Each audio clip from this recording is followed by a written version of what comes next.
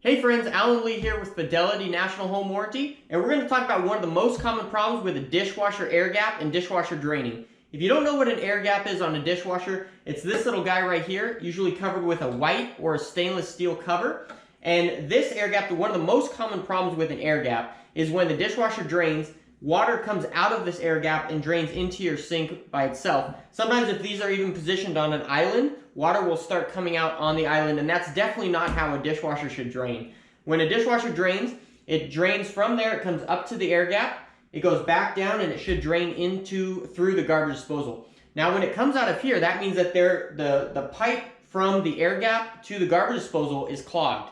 So in this video, we're going to talk specifically about how to clear that line so that your dishwasher will drain correctly instead of coming out of this air gap. So what you're going to need is basically a drain snake. You're not going to want to get one that's too big. You can get these at any local hardware store. You're going to want to take off the dishwasher air gap cover, set that aside, and then this is the top of the air gap. You're going to want to go ahead and remove that. There's two prongs that you need to basically squeeze in on the side here, and then it pulls right up. Now don't be alarmed, this is probably dirty because it's probably never been cleaned in your house. So there is two tubes inside of this air gap. There's a small tube and a large tube. Now you're going to want to shove the drain snake down the large tube, and you're just going to shove it down there. It might be a little hard at first, but once you get it going, it goes pretty good. Now if you look through your garbage disposal, you may see it poke out because that's exactly where it comes through. And when you get to that point, you know you've gone far enough, and then you're going to pull it backwards.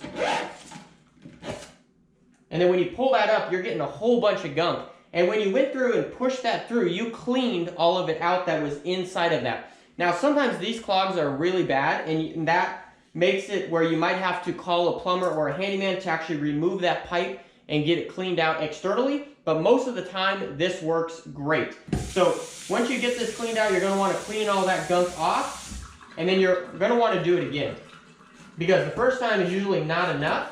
You just want to make sure you get all of the gunk out of there that you possibly can.